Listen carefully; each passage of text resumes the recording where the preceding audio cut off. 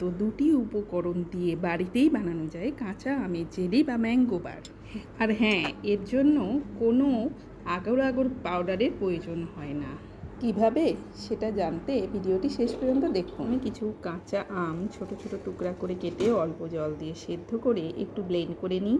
তারপর সেটা ছাঁকনি দিয়ে ছেঁকে চুলা জ্বালিয়ে দিই। এরপর এর সাথে যোগ করি আমের পাল্পের সমপরিমাণ চিনি আর নাড়তে থাকি। আমি কালারটা একটু সুন্দর করার জন্য এর সাথে কয়েক ফোঁটা গ্রিন ফ্রুট কালার যোগ করেছিলাম, তবে এটা সম্পূর্ণ অপশনাল। শুধুমাত্র আম আর চিনি দিয়েই এটা বানানো যায়। কিছুক্ষণ জাল করার পর যখন একটু ঘন হয়ে আসে তখন চুলার থেকে নামিয়ে নিই আর গরম অবস্থাতেই একটা কাঁচের জারে আর একটা কাঁচের পাত্রে ঢেলে নিই।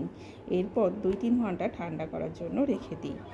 আর এরপরই রেডি হয়ে যায় টক মিষ্টি স্বাদের মজার কাঁচা আমের জেলি ও কাঁচা আমের আমসত্ত্ব বা ম্যাঙ্গো বার। ম্যাঙ্গো বারের শেপটা আপনারা যার যার মতো দিতে পারবেন। আর ম্যাঙ্গো জেলি যেটা, সেটা ব্রেড বা রুটির সাথে খেতে কিন্তু দুর্দান্ত লাগে। এতে যেহেতু কোনো ধরনের প্রিজারভেটিভ দেওয়া নেই, এটা ফ্রিজে সংরক্ষণ করতে হবে।